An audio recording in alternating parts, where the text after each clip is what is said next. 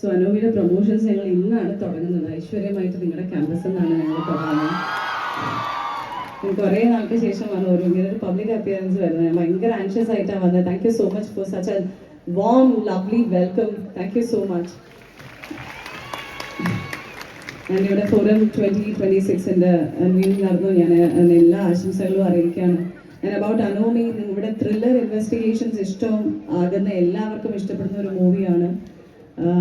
ഇപ്പൊ സ്ട്രേഞ്ചർ തിങ്സിന്റെ ഇത് കണ്ടു. സ്ട്രേഞ്ചർ തിങ്സ് ഇഷ്ടപ്പെടുന്ന ആൾക്കാരാണ് നമ്മളെല്ലാവരും, അല്ലേ?